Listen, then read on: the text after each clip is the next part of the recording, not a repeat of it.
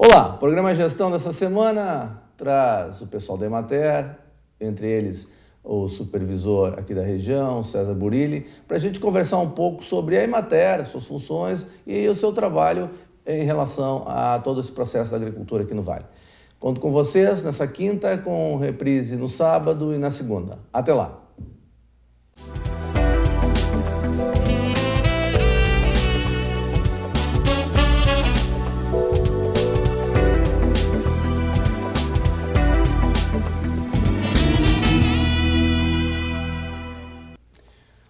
Boa noite. O programa Gestão dessa semana vai enveredar um pouco pela área da agricultura, da pecuária, ou seja, para o nosso setor primário, onde nós vamos falar com o pessoal aqui da Emater da região. No primeiro momento, vamos conversar com o César Burilli, supervisor da Emater, e conhecer um pouquinho mais a história da própria Emater. Boa noite, César. Tudo bem? Boa noite, Jorge. Tudo bem? Ótimo. César, como é de praxe, a gente gosta de conhecer um pouquinho das pessoas, saber um pouquinho da tua história, como é que tu se tornou supervisor da Emater. Conta um pouquinho da tua história, depois vamos falar um pouquinho da Emater, toda essa função e todo esse trabalho que a Emater faz aqui na nossa região e no nosso estado. Bem, eu estou há 25 anos trabalhando na Emater Rio Grande do Sul, né? E trabalhei por muitos anos no município de Arvorezinha, Roca Salles. Depois, através de um processo seletivo interno, eu passei pela área de supervisão e estou há 3 anos nessa área de supervisão, né? No meu trabalho, no meu tempo de municipal, eu trabalhei bastante com essa área de gestão de propriedades rurais. Trabalhei durante 10 anos com propriedades, onde se fazia a gestão técnica e econômica para essas propriedades, buscando que elas tivessem um desempenho melhor no andar do trabalho, né? E, de fato, isso acontecia na grande maioria das propriedades. O que é Emater, para a gente entender um pouquinho? Se fala tanto em Emater, se diz tanta importância que a Emater tem aqui na questão do setor primário. O que é a Emater? A Emater é uma empresa, não é empresa pública, mas é uma empresa de caráter público que presta serviços no setor rural, mediante convênio com prefeituras, com o governo do estado, e atende os produtores de forma gratuita. Uhum. E essa forma gratuita, como é que ela se remunera, afinal de contas, né? Quer dizer, tem toda uma estrutura que não custa barato, né? Quer dizer, ela tem toda uma função social. Um pouquinho dessa parte social da Emater. Algumas pequenas fontes de arrecadação a empresa tem, de alguns serviços que presta para terceiros, né? Mas a grande fonte de recursos para a Emater são o governo do estado, um pouco de convênios com o governo federal, e um pequeno aporte dos municípios onde a Emater tem escritório municipal. Bem, o repórter Marcos Russo foi visitar a residência do senhor Paulo Grassi e ele foi lá conhecer um pouquinho todo esse processo de assistencialismo, não digo a palavra, mas de contato e apoio a todo o setor rural. Então, vamos ver com o Marcos Ruschel todo esse contato na residência do senhor Paulo Grassi. É isso aí mesmo, Marco? Isso mesmo. E para ver como funciona a gestão na prática, nós viemos até a propriedade do Paulo Grassi para ver quais os métodos que ele utiliza e como ele cuida dos animais. O seu Paulo mora em Forqueta, no interior de Arroio do Meio. Ele até planta hortaliças e cultiva pomares de frutas, mas isso é para consumo próprio. O foco principal é a produção de leite. Atualmente ele tem 23 vacas em produção e outras 11 são divididas entre secas ou prenhas. Olha, hoje a produção de leite aqui para nós é a nossa atividade principal, né? Nós temos ainda o descarte de animais, né? Os animais com menos produção ou com mais idade, né? Mas o leite é o nosso carro-chefe aqui. Por isso que a maior parte da alimentação dos animais é no campo, mas eles também recebem silagem e outros alimentos produzidos no local. Nós temos a nossa base de alimentação no pasto, né? Tanto a pastagem permanente quanto a pastagem anual. Nós trabalhamos com silagem também e concentrado, né? Mas como complemento, né, nos períodos em que tem mais dificuldade, né, de produzir pasto e nos períodos onde os animais estão com uma produção maior, então é preciso também ter uma complementação maior com concentrado, né, para manter o animal e também melhorar a produção.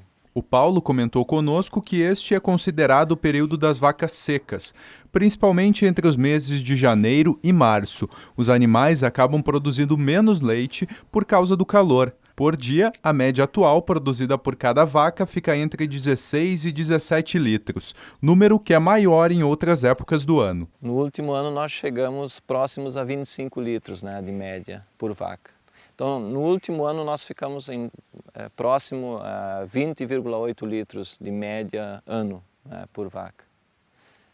Então, para nosso tipo de manejo, né, na base de pasto, é considerado uma produção boa, né? Claro que a gente não está satisfeito ainda com isso, né? Nós temos condições de melhorar essa produtividade, mas sempre dentro de uma lógica, né? De um caminho que a gente escolheu, de ter a base da produção, né? Principalmente de volumoso, dentro da nossa propriedade, né?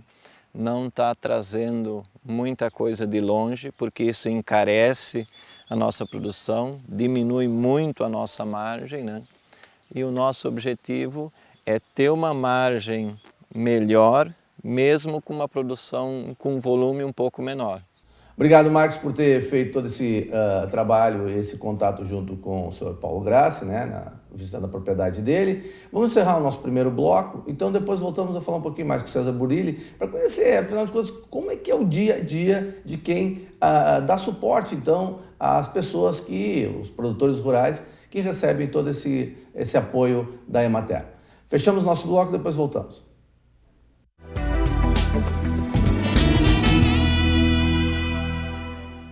De volta ao nosso programa Gestão nessa semana, né, falando um pouco sobre e conhecendo, né, o trabalho da Emater aqui no Vale do Taquari, conversando com o César Burilli, supervisor da Emater aqui na nossa região, na nossa microrregião.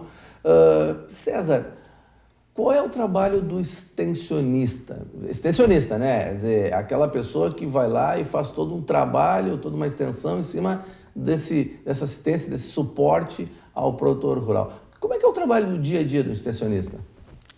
Bem, o objetivo principal da extensão rural é que as famílias tenham uma melhor qualidade de vida, né? E a melhor qualidade de vida, ela se cerca de vários aspectos para que se consiga isso, né? Os agricultores precisam, para ter melhor qualidade de vida, precisam ter renda, né? Precisam ter um convívio social mais adequado, precisam cuidar da parte do meio ambiente e ter resultados econômicos, né?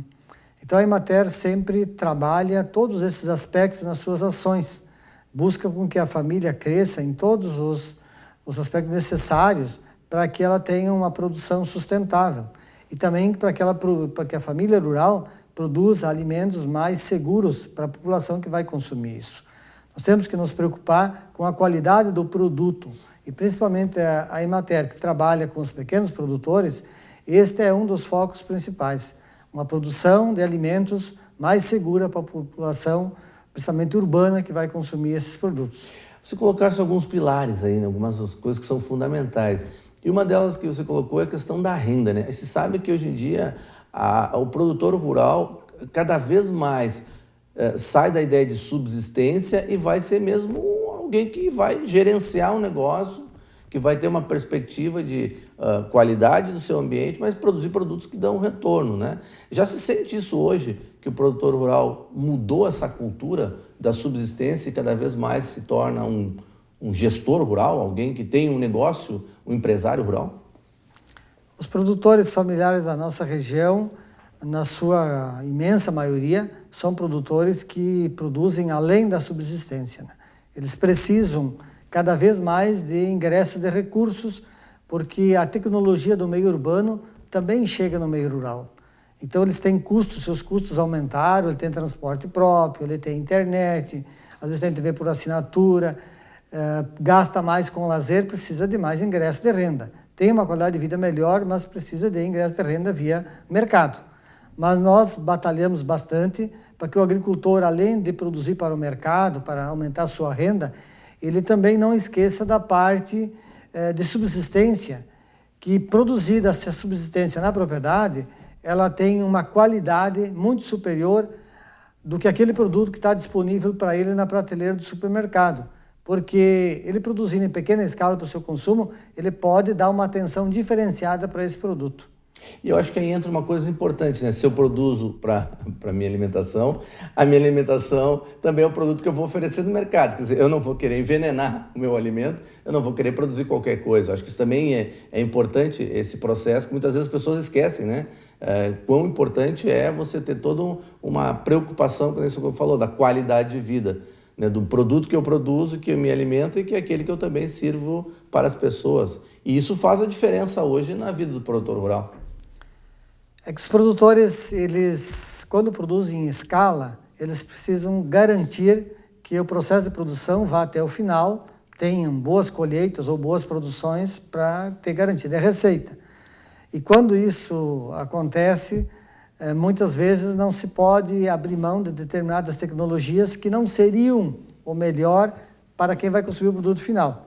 Mas ele precisa ter garantias de que a produção será efetiva, senão ele vai quebrar. Mas aquela produção em pequena escala, que é para o consumo da família, essa ele pode dar uma dedicação especial, não precisa observar a questão de custo, quanto custa aquilo que ele produz para consumo, mas ele quer qualidade. Quando é possível estender isso para a grande produção, nós fizemos muito esforço nesse sentido, mas nós não podemos ser céticos que às vezes isso não é possível. Não conseguimos oferecer lá no supermercado um produto talvez tão limpo, com sabor tão acentuado, como aquele que lá na família tem para o consumo, né? E por isso o produto oriundo da agricultura familiar, normalmente, ele é um produto diferenciado daquele que é produzido na grande escala.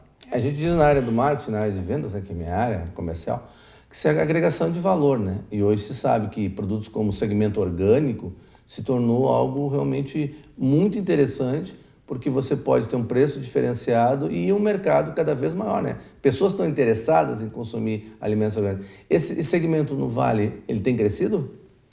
Ele tem crescido, a Emater faz um grande esforço para que ele cresça, embora ele esbarra, assim, às vezes, em questões climáticas e também questão tecnológica, porque a grande pesquisa no Brasil não se dedica muito à questão orgânica, né? A grande pesquisa não é feita por quem tem interesse na produção orgânica.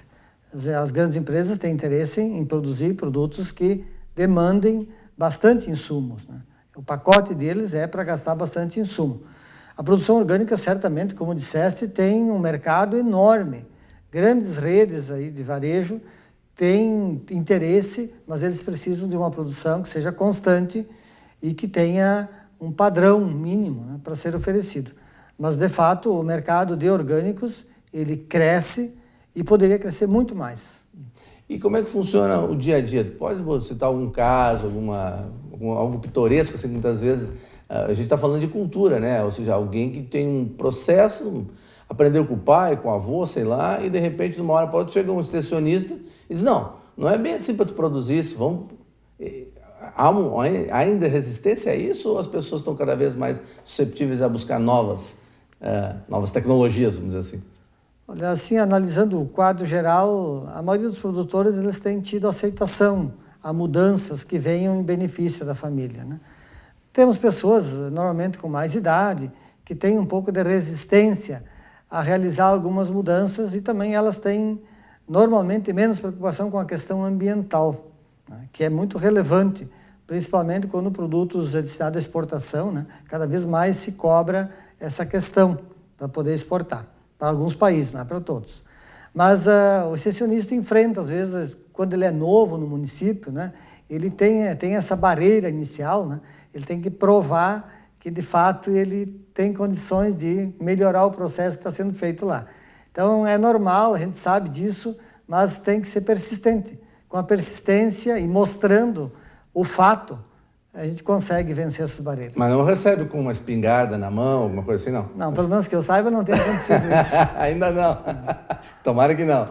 Bem, entrevistamos o César Burilli, né, supervisor aqui da Emater. Depois nós vamos falar um pouquinho mais sobre gestão e aí vamos receber o gerente da Emater aqui na nossa região, o Marcelo Brandoli, para a gente conversar um pouquinho mais sobre essa questão de como é que a Emater funciona como um todo mesmo, até porque o programa, você sabe, é gestão e a gente entender um pouquinho mais. Vamos para o nosso intervalo, depois a gente volta.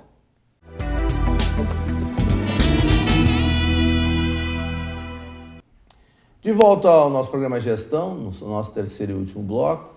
recebendo o pessoal da Emater, agora um gerente aqui da nossa regional, Marcelo Brandoli, falando um pouco sobre essa parte da gestão mesmo da Emater, da sua estrutura e como ela atua dando suporte a todos os extensionistas e toda essa infraestrutura necessária que a gente tem aqui no Vale do Taquari.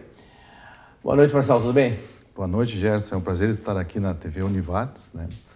A Emater regional Lajeado, né, ela é composta por 2 COREDs, né? O CORED Vale do Taquari, que são 36 municípios, e o CORED Vale do Caí, que são 19 municípios.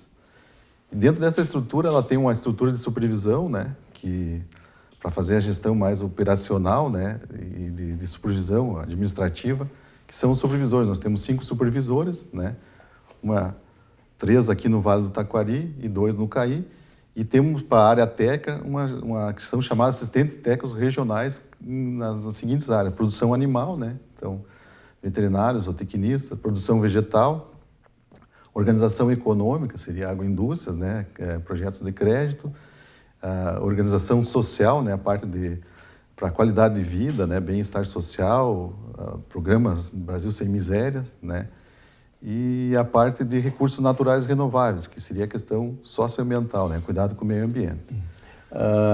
Marcelo, agradecendo a tua presença, assim como do César, que a gente entrevistou antes, a Emater tem uma função social muito grande.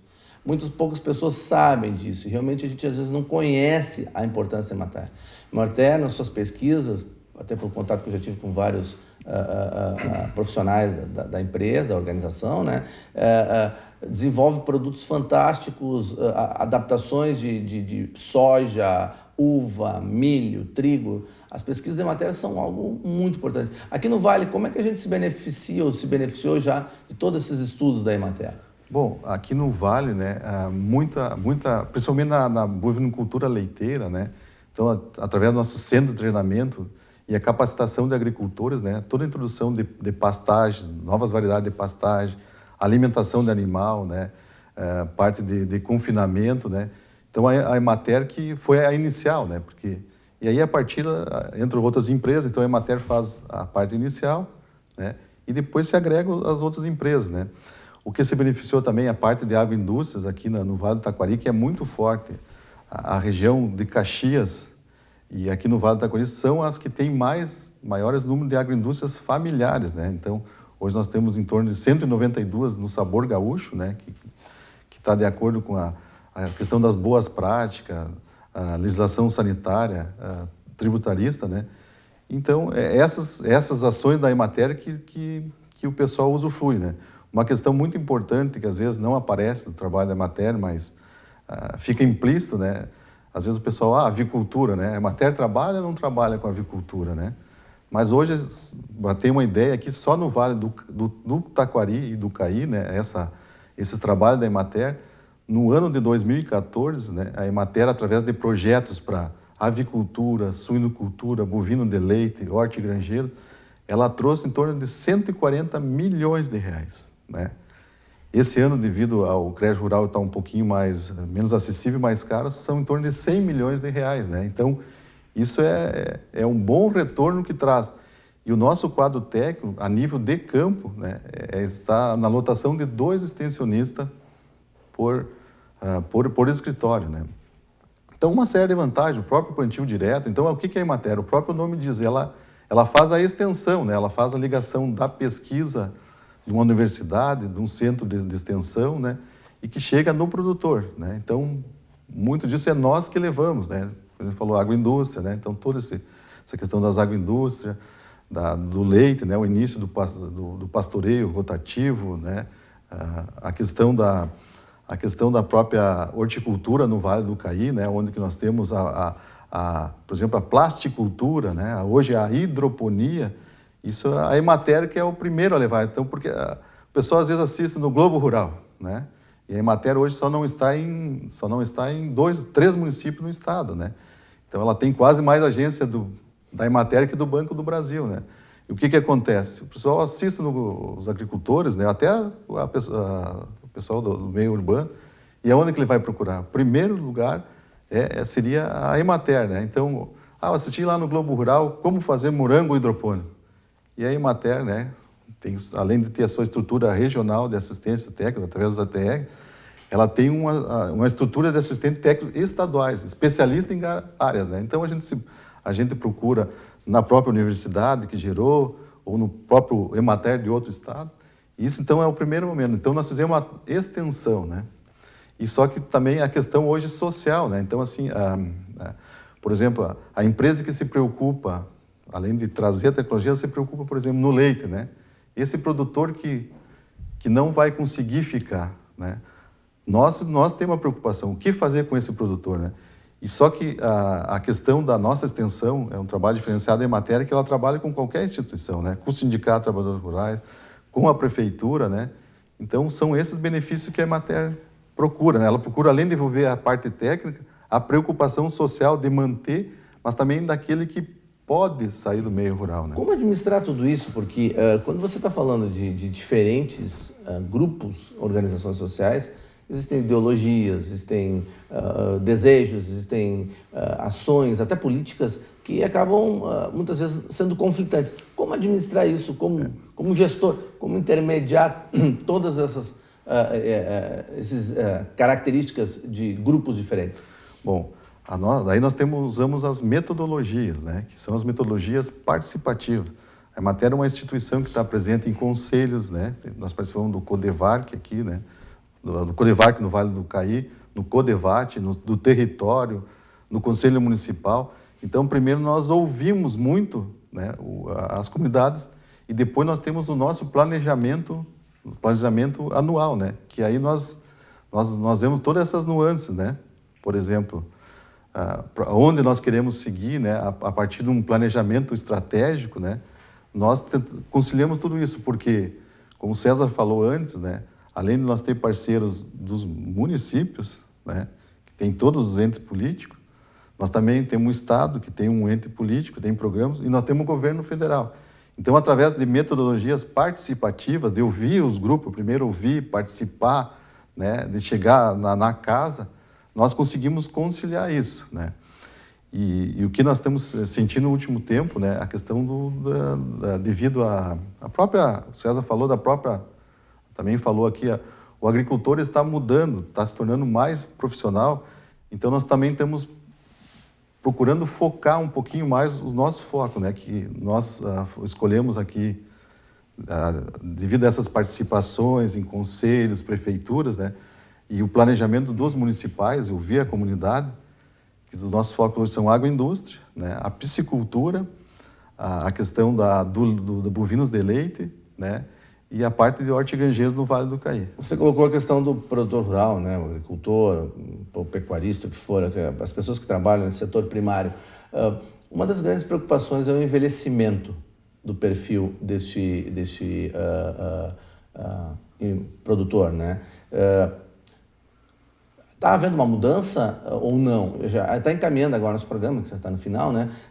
Porque o envelhecimento requer uma preocupação da extinção, do desaparecimento. Mas, pelo que eu vejo, às vezes há um contramovimento. Muita gente que era da cidade e, por vários motivos, começa a querer buscar um outro tipo de vida e um outro tipo de relacionamento com o meio ambiente. Quer dizer, na realidade, não precisamos nos preocupar tanto assim. Há uma busca, há um retorno às origens, vamos dizer assim? Assim, nós temos dados aqui, tanto no Vale do Taquari e o Caí, né, que o êxodo rural ele estagnou, né, ele se tornou constante, então não está indo mais tanta pessoal, agricultores, né, para o centro urbano.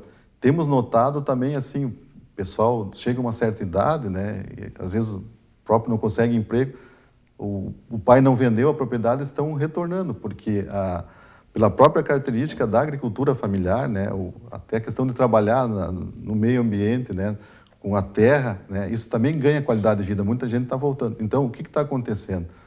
Os que estão ficando, os agricultores estão ficando, né, eles buscaram a tecnologia, né? Então, o jovem hoje está na atividade do leite, ele está ele está mecanizando a atividade, né, para se tornar menos penosa, né? Então, usando mais a questão de gestão, de rentabilidade, né? E nessa questão que hoje na agricultura familiar é a característica de ter a avicultura, a suinocultura, o leite, né? E é um ambiente com maior qualidade ambientalmente e até de renda, né?